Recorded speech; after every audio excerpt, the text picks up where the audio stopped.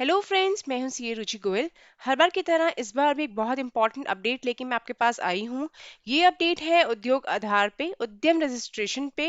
जैसा कि आप जानते हैं कि उद्यम रजिस्ट्रेशन को आए हुए ऑलमोस्ट 2 मंथ्स हो गए हैं और बार बार कॉन्स्टेंटली इसमें अपडेट आ रहे हैं। इसके फॉर्म में, इसकी गाइडलाइंस में अपडेट आते जा रहे हैं। कुछ ना कुछ नया हर दूसरे दिन हमको देखने को मिलता है उद्यम रजिस्ट्रेशन में। आज का अपडेट है उद्यम रजिस्ट्रेशन एप्लीकेशन फॉर्म में। जैसा कि आप देख सकते हैं, हम उद्यम रजिस्ट्रेशन के पोर्टल पे हैं और जैसे ही हम पैन नंबर डाल देते हैं तो उसके बाद हमसे क्वेश्चन पूछता है कि रिटर्न भरी है कि नहीं भरी है। अगर मैंने प्रीवियस ईयर 18-19, ध्यान रखिएगा, ये 18-19 की बात कर रहा है, 18-19 की रिटर्न भरी है तो फर्दर क्वेश्चन पूछता है कौन सी रिटर्न भरी है।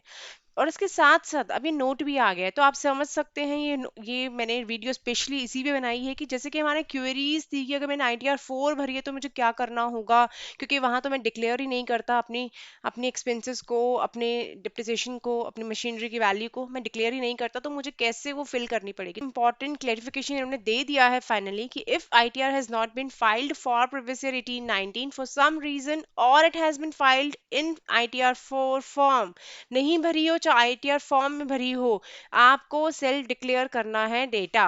In case of option no in respect of GST and same would be verified from GST।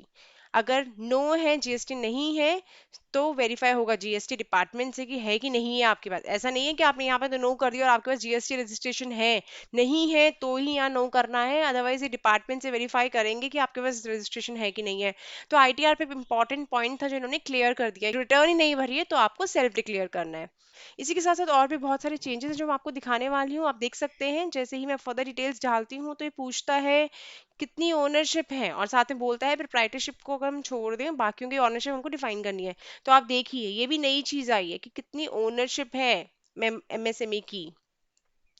कितना इंपॉर्टेंट अपडेट है ये, आपके साथ मैं जो शेयर कर रही हूँ। लास्ट तक जुड़े रहिए, बहुत सारे चेंजेस आए हैं फॉर्म में, उन सब के लिए आप प्लीज लास्ट तक जुड़े रहिए वीडियो के।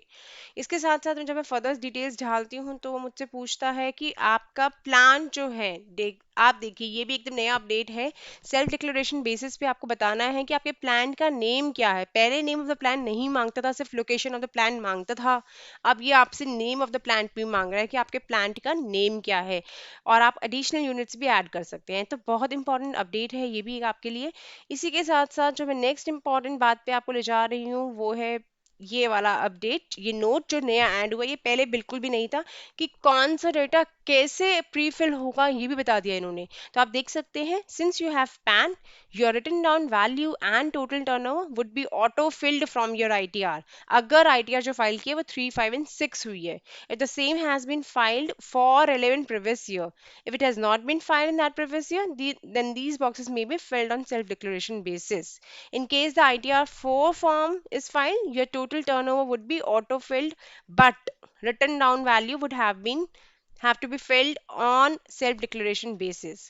तो बिल्कुल क्लेरिफाई ही कर दिया इन्होंने यहाँ पे कि 3, 5, 6 है तो सारा डेटा ऑटोफिल होगा, अगर आपकी 4 है तो टर्नओवर ऑटोफिल होगी, और आपको WDV खुद लिखनी है क्योंकि आप नहीं भरते हो, आप डिक्लेयर नहीं करते हो ITR 4 में।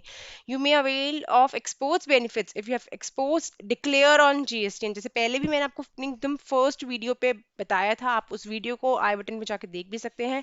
बिल्कुल फर्स्ट वीडियो मैंने आपको बताया कि हमें एक्सपोर्ट्स होते हैं तो उसको एक्सक्लूड करना होता है। तो अगर आप एक्सपोज डिक्लेयर करते हैं तो आपके GSTN से कर सकते हैं and it will be auto fill. For example, it is mandatory to fill in the 2018-19 previous year data for new registration. यहाँ पे आपको लग रहा था, आप शायद क्वेरीज भी आ रही थी कि 18-19 की ही क्यों डिक्लेयर करनी है, तो इन्होंने बता दिया है कि now since 19-20 previous year ITRs are yet to be file, क्योंकि अभी रिटर्न नहीं भरी होगी कई लोगों ने 19-20, तो एक पैरिटी रखने के लिए, एक सिमिलैरिटी इन प्रोसेस के लिए इन्होंने 18-19 का ही डेटा मांगा है। अब इन्होंने बोला है कि जब जब ये भर जाएगी, 19-20 के टाइम पीरियड खत्म हो जाएगी, for continuation change and on classification as per the registration beyond 31st March 21 would be affected on the basis of data from ITR of 2019 and 2020। मतलब जब आप 31 मार्च 2021 के बाद जब भी आप उद्यम रजिस्ट्रेशन कराएंगे तो आपसे डेटा किसका मांगेगा, 19-20 प्रीवियस ईयर का। इन्होंने बहुत सारे क्लेरिफिकेशन फाइनली आपको दे दिए हैं कि आप जो है प्रीवियस ईयर 18-19 का डेटा ही क्यों फिल कर रहे हो। आपने 4 नहीं, ITR 4 भरी है और बाकी फॉर्म्स नहीं है, तो आप कैसे फिल करोगे इसको, क्या क्या डेटा प्री फिल होगा, क्या क्या डेटा GST डिपार्टमेंट से चेक होगा। बहुत ही इंपॉर्टेंट चेंजेस आ रहे हैं फॉर्म में, लगातार इम्प्रोवाइजेशन हो रहा है फॉर्म का, आप देख सकते हैं। बाकी सब सेम है। ये 2-3 इंपॉर्टेंट अपडेट थे जो क्वेरी फॉर्म में बार बार आते थे। दो हमने इस पे वीडियो भी बनाया था क्लेरिफिकेशन देने के लिए कि उद्यम रजिस्ट्रेशन से पहले आपको क्या क्या चीज़ें देखनी है, क्या मतलब है किस चीज़ का उद्यम रजिस्ट्रेशन में। मल्टीपल वीडियोस इस पे मैंने बनाई है, आप आई बटन में भी जाके इन वीडियोस का लिंक ले सकते हैं अगर आप पर्टिकुलर लिंक पे जाना चाहते हैं तो। आज का अपडेट उद्यम रजिस्ट्रेशन पे था, बहुत इंपॉर्टेंट अपडेट मैंने आपके साथ शेयर किया है, आप भी सबके साथ शेयर ज़रूर कीजिए, बहुत ही इंपॉर्टेंट अपडेट है ये। और इसी तरह हमारे साथ जुड़े रहिए, हमारे चैनल को भी सब्सक्राइब करिए। आज के लिए बस इतना ही, थैंक यू।